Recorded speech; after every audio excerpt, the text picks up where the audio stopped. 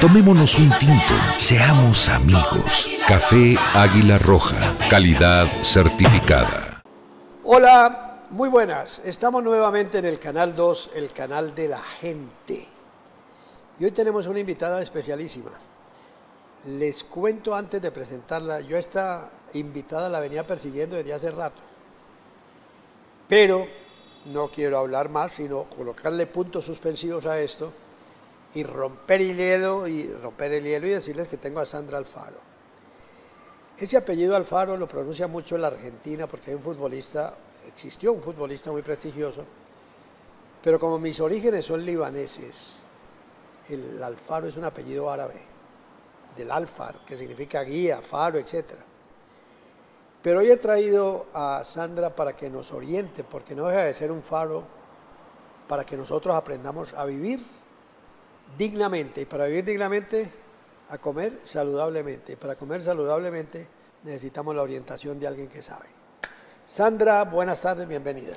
Buenas tardes, Demetrio. Gracias por invitarme, me siento muy contenta de estar aquí compartiendo contigo. Pues déjeme ese honor, pero vamos a ver si salgo regañado, porque si hay alguien que viole todas las normas del estricto, ojo, cumplimiento que exigen los nutricionistas, soy yo. Entonces me voy a colocar en el plano de aquel que pregunta y pregunta y pregunta, pero estoy seguro que estoy representando a mucha gente que nos está viendo. Sandra, ¿usted nació en Cali? No, señor, nací en Facatativá. Ah, bueno. ¿Qué la trajo a Cali? Me trajo ¿El a Cali. amor? No, me trajo a Cali porque mi papá fue ciclista. Corrió 5 vueltas a Colombia. ¿Patrocinado por la Virgen del Carmen? Sí. Bueno, eso aunque no lo crean. Yo esa época la viví, pero había otro que competía con su papá, de apellido Valdivieso, que también llevaba un par de tubulares cruzados. Decía él que corría también bajo el patrocinio o por el patrocinio de la Virgen del Carmen. Pero yo creo que el original era su papá. Bueno, él era ciclista. Él era ciclista y la familia, él tenía familia en Palmira Valle, ¿sí? Y bueno, se dio la oportunidad de que mi mamá murió cuando yo tenía 15 años y mi hermano, uno de mis hermanos, estaba aquí estudiando agronomía y mi mamá la trajeron aquí porque era la primera diálisis que hacían en Colombia, la hacían en el Valle del Cauca y ella se trasladó aquí a hacerse diálisis. Y aquí murió, y mis hermanos se instalaron acá, mi hermano se instaló acá en el Valle, y aquí llegué yo, porque tenía 15 años, entonces me trajeron al Valle, y allí me quedé, empecé a estudiar en la Universidad del Valle, licenciatura en Biología y Química, y luego me fui a Antioquia a estudiar nutrición. Licenciatura en Biología y Química en la del Valle. Sí. Y después nutrición en la de Antioquia. Y ahora estoy ya en muy poquito tiempo, estoy en tesis de grado de maestría en gerencia de proyectos de nuevo en la Universidad del Esta Valle. mujer tiene más cartones que un tugurio, por Dios. No, pero yo necesito que ustedes conozcan qué hay por dentro de esta mujer. De verdad, por fuera uno se muestra como un ser humano, pero el talento lo demuestran los reconocimientos y los premios que ella ha obtenido como nutricionista. Como no para de estudiar, uno quisiera preguntarle, bueno, ¿y hasta cuándo? ¿Cuándo va a parar? Lo que pasa es que siempre sale algo para hacer mejor las cosas. Indudablemente. Entonces, yo creo que uno nunca para. Y entre más se conocen, más se quiere conocer. Sí. O sea, cuanto más estudiamos, más dice uno, solo sé que nada sé. A mí me preguntaban que por qué estoy haciendo gerencia de proyectos siendo nutricionista. Y ahora que ya estoy terminando y haciendo mi tesis de grado, ya puedo contestar, porque quisiera o voy a hacer que un paciente entienda que cada vida es un proyecto, que el cuerpo humano es un proyecto, cuidarlo, protegerlo, en todos los sentidos. ¿Por qué le nació a usted en principio realizar unos estudios y luego le picó el bicho de la nutrición? Yo creo que mi papá siempre me llevó a la nutrición, porque él, como era ciclista, siempre nos cuidó desde chiquitos y no nos dejaba comer cosas que no fueran como gaseosas, y siempre frutas. Y él se sentaba con una bandeja de frutas a comer frutas, pero de todas, así como mangos, naranjas, mandarinas, y siempre era eso. Y luego me compró unas ollitas y una estufita, y él me jugaba conmigo, ¿no? Que vamos a preparar y con frutas, tomates, hacíamos comitivas. Entonces creo que él me infundió la nutrición, y también se unió a que eso estaba en mis genes, porque para mí es lo mejor que me ha pasado en mi vida, bueno, aparte de tener un hijo. Eso está bien. Lo de la nutrición, le entiendo de que comenzó con el coqueteo entre su padre y la hija. Pero es que su padre elegía las frutas sin que nadie le dijera por qué las frutas y no otro tipo de proteínas o alimentos. Por lo que él era ciclista y él pensaba que las frutas lo ayudaban. Pero alguien le insinuó de que las frutas eran el alimento... ¿Al papá? Sí. A mi papá. Yo pienso que él se volvió como un maestro de ciclistas en el pueblo, y él formaba muchachos que querían ir, salían en cicla todos, y él les decía que no va a comer galguerías y que reemplazarlas por frutas. Bananos, sobre todo el banano. ¿Que no comieran qué para reemplazar por frutas? Por ejemplo, gaseosas, alimentos en paqueticos. O sea que su papá nunca hubiera podido llevar la camiseta de Manzana Postobón. No puede ser que un hombre que hable en contra de las gaseosas. Ese fue el primer equipo nacional que participó en Europa. Pues yo admiro mucho a mi papá ahora desde el ámbito que lo veo desde afuera. Y yo estuve 7 años en el América con futbolistas, y admiro a mi papá, que solo llegó a ser una leyenda del ciclismo, porque mi papá se ganaba los premios de montaña. Yo tengo las copas y 2 medallas que él se ganó en premios de montaña, y nunca lo patrocinó nadie. Él fue su propio patrocinador. Yo estoy viendo el escapulario de la Virgen del Carmen. De la Virgen del Carmen. Y su papá corría patrocinado por la Virgen del Carmen. Sí. ¿Cómo fue esa historia?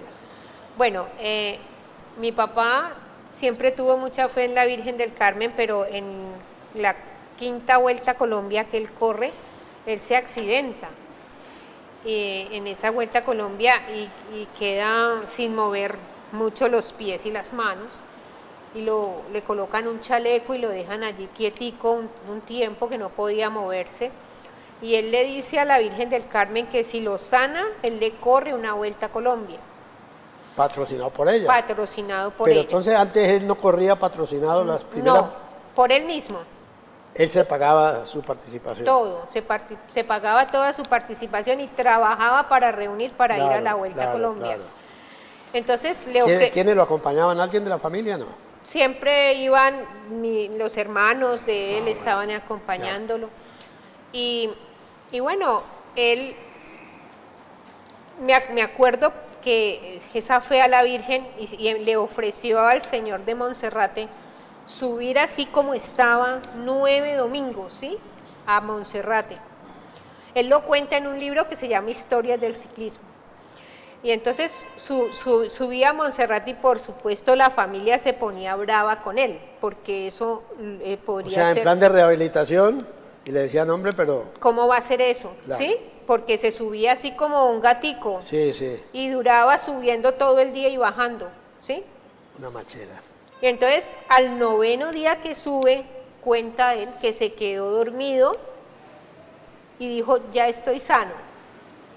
Y se levanta de allí, busca a un señor cerca de donde bajaban de Monserrate, y le dice, quíteme este chaleco, porque eso era con Oiga, pero esta historia es real. Es real. Está contando usted. Y es real, y está contada en un libro, y lo puede, si estuviera Ramón Hoyos, porque Ramón Hoyos Vallejo, ya 5 veces campeón. Exactamente, y si estuviera el periodista que entrevistaba a ellos, que Julio era Arrastía. Ajá, y Carlos Arturo Rueda era el que narraba. El que narraba, que era muy amigo de mi papá. Yo lo atendí en Imbanaco a él, antes, no hace muchos años, y él murió. pero era verdad esa historia. Entonces mi papá se hace cortar esto, chaleco. Y el chaleco, y dice estoy sano, y estaba sano, o sea, lo sanó su fe. Su fe lo sanó como cuando uno dice... en el Cristo de Montserrat. Sí, ahí, y él inmediatamente empieza a decir cómo voy a organizar esto para cumplirle la promesa a la Virgen del Carmen. Entonces me acuerdo muchísimo que mis hermanos le preguntaban, yo voy a correr por la Virgen del Carmen, y les parecía como un oso, ¿sí? Y le decían no, y decía, yo voy a hacer lo que la niña diga. Y me preguntaba a mí, y yo decía, sí, corra por la Virgen del Carmen, ¿sí? ¿Y usted por qué lo decía? No sé, porque él como siempre me llevaba, claro, y le hacía esas fiestas a la Virgen del Carmen. O sea, usted estaba siempre a favor de su papá. Sí. Y entonces corre, las hermanas carmelitas le tejen un escapulario hermoso que yo lo tengo. No sabíamos si no lo hubiera traído, pero es en hilitos de oro, y se lo tejen, ¿sí? Y él corre su Vuelta a Colombia. ¿Se lo cuelga? Se lo cuelga y la Vuelta a Colombia la corre y la termina, ¿sí? La termina. Y él entraba a los restaurantes y decía, buenas tardes, denme un almuerzo, ¿sí? Y que la Virgen les pague. No que Dios se lo pague, sino que la Virgen les pague. Y él decía que por todo el camino la Virgen lo acompañó, porque salían señoras con agua en totumas a darle agua, a echarle agua, a ponerle agua, porque iba sudando todo el camino. Él se paraba, cambiaba los tubulares solo. ¿El nombre de él completo? ¿Cuál? José Armando Alfaro Ramos. José Armando Alfaro Ramos. Sí, y esa, muy creyente desde pequeño. Muy creyente de la Virgen, y siempre le llevaba mercado en el pueblo. Había un ancianato. ¿De qué pueblo hablamos? De Facatativá. De Facatativá. Y él le llevaba un mercado en nombre de la Virgen del Carmen siempre a las señoras del ancianato. Cada vez que le pagaban iba y hacía un mercadito y nos llevaba siempre ¿Y él los entrenos los hacía con alguna liga, con otros ciclistas? Sí, él estuvo siempre, él formó ligas en Facatativá de ciclismo, la Asociación Colombiana de Ciclismo siempre lo tuvo presente, y cuando él murió y me ayudaron a traer los restos, la asociación desde Facatativá aquí, porque yo ya vivía acá. Entonces trajimos los restos de mi papá y ellos mandaron una bandera, una cosa, fue muy bonito. Sandra, usted, cuando su padre corría, iba a las etapas, asistía a las metas.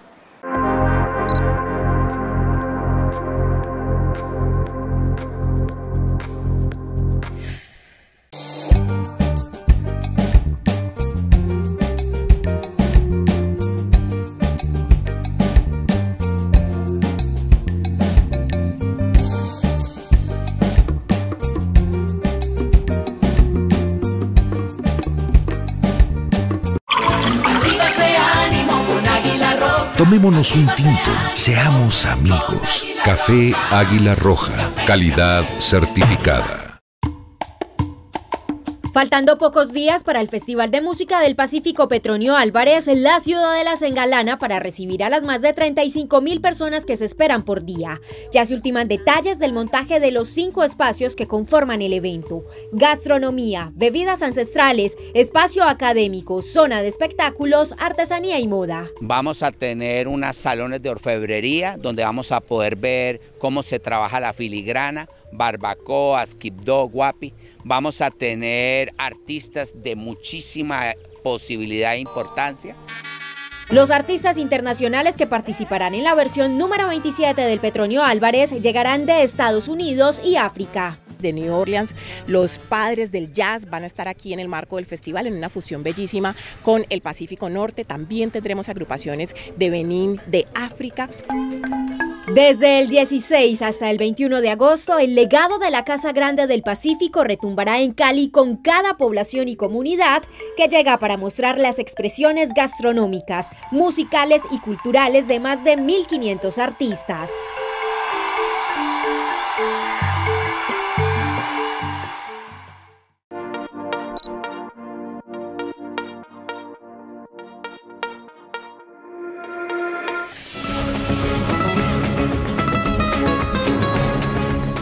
Yo me acuerdo solo de la última, que yo estaba muy pequeñita, ¿no? Que ya, pero pues que yo nací en el 63, Y mi papá ya como que corrió la última vuelta en esa época y me parece ver cuando él llegaba de la Vuelta a Colombia que yo me tiré a recibirlo. ¿Pero dónde? ¿En qué ciudad? En Facatativá. Ah, todo, está hablando de Facatativá. Sí, cuando él ya llegaba. Cuando usted estaba aquí nunca lo vio llegar. No, nunca, ya era muy chiquitica. Sí. Y yo me tiré a recibirlo y él me cogió con la bicicleta. Eso no se me olvida.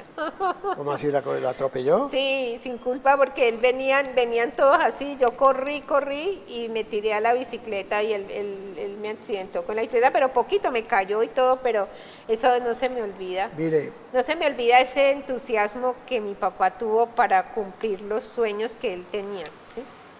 Esto parece mentira, estas historias parecen sacadas de la imaginación, pero las está hablando, las está diciendo la hija de un hombre que de verdad llamó la atención en Colombia porque esa historia la conocemos. El ciclista que corrió patrocinado por la Virgen del Carmen y que pues todo el mundo bromeaba, decía, pero esto no puede ser. Y resulta que lo entrevistaban y hablaba con mucha propiedad y decía, pues aunque ustedes no lo crean, esa fuerza interior la llevo yo. Y aquí es donde yo quiero encontrar alguna relación en Sandra. Lo que uno lleva por dentro, esa fuerza interior, esa vibra, como llaman los modernos, esa energía, como la llaman los otros, ¿cómo se puede conservar para que siempre sea positiva? Y no una vibra negativa, no alguien que sea rechazado, porque su padre sembró algo que nadie lo ha querido reconocer, pero en este programa lo decimos. Volteó la fe de los incrédulos. Señores, yo estoy corriendo por algo en donde nadie va a creerlo, pero usted como hija no nos está diciendo cosas salidas de la imaginación. No. ¿Qué se hace cuando esa fuerza interior te impulsa a hacer algo? Quizás eso la impulsó a usted a ser nutricionista. Sí, eso me impulsó y imagínate, Demetrio, que mi mamá muere cuando yo tengo 15 años y los hermanos también, porque ellos le heredan a mi mamá una enfermedad renal de riñones poliquísticos y mueren, y mi papá también se muere con eso, de la tristeza de perder su familia. Él venía, mi mamá la enterramos acá y él venía en bicicleta a ver a mi mamá en 2 días desde Bogotá aquí. Venía hasta Ibagué el primer día y luego Ibagué-Cali. La línea para él él era especialista en montaña y todos los premios de la Vuelta a Colombia era se los escalador ganó. entonces. Sí. Y en esas bicicletas de 6, 8 y 10 kilos, Sí. no en las de ahora que son de carbono. No. Antes eran de acero y bueno. Exacto, y te voy a pasar un video de mi hijo que ahora él vive en Los Ángeles, California, y él participa en downhill y en carreras de montaña. Y como que el abuelo le hereda eso a él porque desde chiquitico él quería hacer, y él a los 6 años ya desparchaba y le ponía una bicicleta, la despinchaba. Y siempre ha sido su sueño las bicicletas. Sandra, ¿qué ha sido más importante? ¿La fe? La creencia, o sea, aferrarse de la religión, porque hay muchos que dicen, yo a Dios no lo busco y no cuando lo necesito. Pero su padre, ¿cómo llegó a ese poder de entregarse por completo a la fe de Dios, a la fe cristiana? Más, no tanto religioso, porque mi papá no era de ir tanto a la religión, de decir que soy un fanático de la religión. Pero era un creyente empedernido. Era un creyente y lo volvía realidad porque él hacía cosas, por ejemplo, ir al ancianato como lo querían las señoras, ¿sí? Como el servicio, y sabía que Dios existía y tenía esa fe viva, por ejemplo, eso que la Virgen me va a sanar y sanarse, ¿sí? Es como ahora yo a veces le digo a un paciente, me hace un favor, levante el brazo, ¿sí? Entonces el paciente levanta el brazo. Le digo yo, ¿quién le dio la orden? Entonces me dice usted. Le digo, ok, pero ¿quién la escuchó? El oído, ok. ¿Y el oído a dónde la mandó? A la mente. ¿Y la mente a dónde mandó esa orden? A las células de su brazo, ¿sí? Y las células de su brazo todas escuchan, porque una célula es parte de todo, tiene todo lo que tiene el ser humano. Ahí encuentras todo el conjunto orgánico, está en una célula. A mí me pueden con una célula mía pueden hacer una Sandra ahora con todas las tecnologías que hay. Entonces las células escuchan y levanta el brazo, ¿sí? Entonces igual es como cuando uno tiene eso que tú dices, ese poder interior de decir, voy a hacer esto y voy a lograrlo, ¿sí? Mi papá quería correr la Vuelta a Colombia y corrérsela a la Virgen y alguien le puede decir ilógico que sin ningún patrocinio se pueda, pero esa fuerza interior lo lleva. No, es que no es solo eso, no es solo eso, sino que cuando él mismo se coloca la penitencia y dice voy a subir 9 veces a Montserrat y en un momento dado se queda dormido y le dice a alguien sin conocer, rómpame este chaleco. Este hombre tenía poderes sobrenaturales, de verdad, su papá. Tenía una fuerza mental impresionante, hasta el punto de que podía dominar solamente con la mente, diciendo, ojo. Y lo más bonito que te puedo contar es que él se enferma de cáncer y yo lo traigo al Valle del Cauca y lo llevo a La Viga, no sé si sabes ese centro. Y las hermanitas lo querían demasiado porque le puso a hacer masaje a todos esos pacientes que estaban ahí, hace ejercicio a todos y levantarse y todo, y había una monareta en ese lugar y él arregló esa monareta y un día no lo encontraban y me llamaron que su papá no está, ¿sí? Y cuando fuimos a mirar estaba en Popayán, o sea, en la monareta. ¿Se había ido con la monareta? Se había ido a Popayán, exactamente. Oiga, esto es una maravilla. Y regresa y hizo caminar a todos esos enfermos y los levantaba a hacer ejercicio. Sandra, ¿estas vivencias las tiene usted en algún libro? ¿Las tiene recopiladas o solo las guarda en la mente? Yo tengo muchas cosas que salieron en la prensa de mi papá, tengo muchos recortes. No, porque aquí hay una riqueza escondida, porque créame, el programa está saliendo genial por lo que usted nos está contando de su papá. Yo vine a entrevistar a Sandra Alfaro y resulta que el protagonista de la entrevista es su papá. Eso es muy lindo, por Dios. Sí. Tiene un poder inmenso, hasta el punto de que nos ha emocionado ahora. Bueno, o sea, fueron a La Viga y le dijeron que estaba en Popayán. ¿Cómo supieron que estaba en Popayán? Supieron que estaba en Popayán porque... ¿Él llamó? Sí, existían esos telefonitos, él murió en el 93, ya habían celulares. Sí. Y entonces todos, al fin yo llamando y llamando, él me contestó y me dijo, estoy en Popayán. Le dije, ¿cómo así? Dijo, sí, estoy en la bicicleta, en la monareta, ya me voy a devolver para Cali. Y lo esperamos y llegó y ya empezó a andar en bicicleta, Salió de La Viga. Y se recupera y se va a Bogotá otra vez y allá vuelve y se enferma. Yo me fui a estudiar nutrición a Antioquia en esa época y ahí él se sintió seguro muy solo y empieza de nuevo y vuelve y ya en el 96 él fallece. Entonces tú me preguntas que si esa experiencia me marcó a mí. Entonces te estaba diciendo que él me levantaba a mí siempre a las 3 de la mañana y me decía, vámonos para la finca a pie. Y la finca era en Cachipay. ¿Pero de Facatativá? De Facatativá a Cachipay. ¿Cuánto hay ahí en kilometraje? Llegábamos a las 3 de la tarde. Y ¿De 3 de la mañana a 3 de la tarde? Sí, y yo tendría... Desde los 10 antes de que yo pudiera caminar, mis hermanos les hacía hacer un asientico y un palo aquí, otro palo en el de él atrás y yo en el centro, ¿sí? Claro. Y así llegábamos a la finca y ellos me cargaban todo el tiempo. Cachipay. Y hay un cerro que se llama Manjuy y entonces subíamos el cerro y lo bajábamos y cuando lo bajábamos ya llegábamos a la finca del ocaso, era ya tierra tibia, calientica. Sí. Pero 12 horas caminando. 12 horas caminando y nos hacía bañar en los manantiales. ¿Sí? Sí, decía, bueno, aquí nos vamos y aquí el agua y tomen esa agüita y siempre él tenía una conexión con la naturaleza. Sí. Que yo creo que era parte de él, ¿sí? Entonces, para ellos eso es todo, eso nos da la vida, y yo creo que esa fuerza, uno a esa edad le da mal genio, porque que lo levanten a las 3 de la mañana yo me ponía mal genial, y ¿sí? Para caminar. Exacto, pero eso me volvió fuerte para cuando se murió mi mamá y se mueren mis hermanos y él, quedo yo, me sentía como en un abandono, pero esa fuerza estaba dentro, ¿sí? Y yo me fui a estudiar y ya tuve mi hijo y Cuando usted fue a estudiar, ya no existían los papás.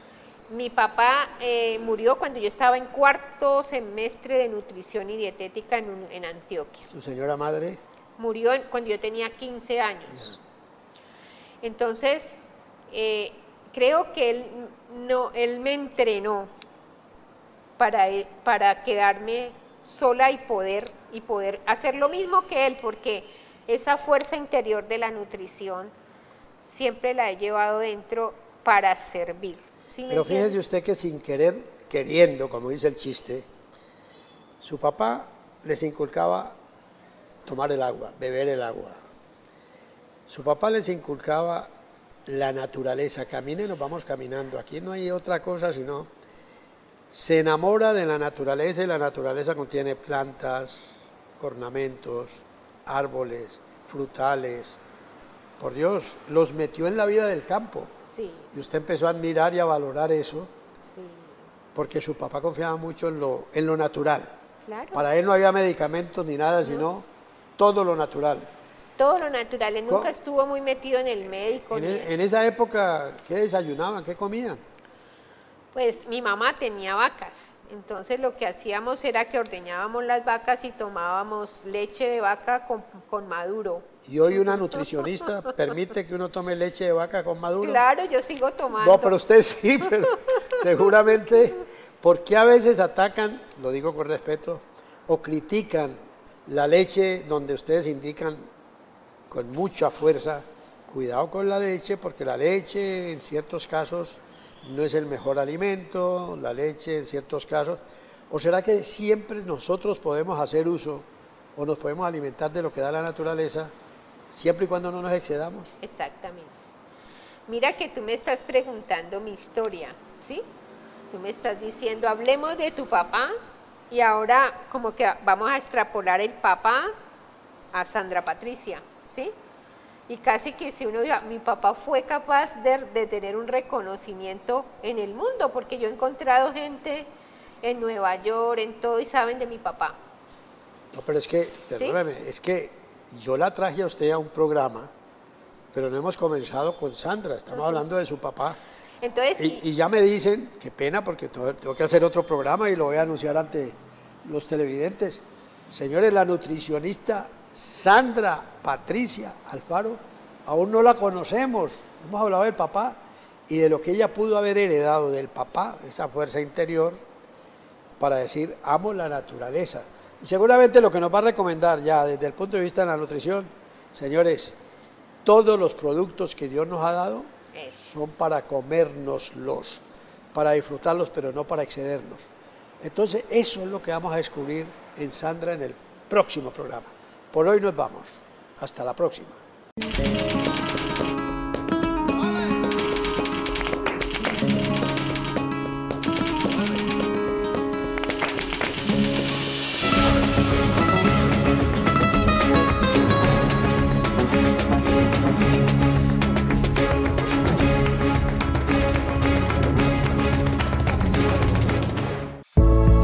Durante el 2023 se han reportado 3.672 casos de dengue en Cali, una situación que tiene en alerta a las autoridades distritales, por lo que se han redoblado todos los esfuerzos para frenar el índice de contagio y erradicar de los hogares los focos de reproducción del zancudo. Estamos, digamos que haciendo todo un despliegue de nuestro equipo de trabajo, haciendo todo el control del zancudo desde la fase larvaria en viviendas. La Comuna 6 es uno de los territorios donde se han identificado un número considerable por esta enfermedad, por lo que las actividades de control se han focalizado en estos sectores. Me enseñaron cómo no tener ni botellas, ni tarros, ni nada para agua, que eso ahí es donde son los nacederos de esos bichos. Donde hay basura hay zancudo Aedes aegypti, donde hay zancudo Aedes aegypti hay dengue. Por eso tenemos que mejorar este plan de choque. Este enemigo silencioso continuará bajo el microscopio y siendo perseguido por las autoridades de salud con las actividades de fumigación y demás acciones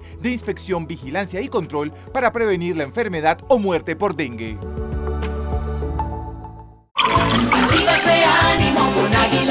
Tomémonos un tinto, seamos amigos. Café Águila Roja, calidad certificada.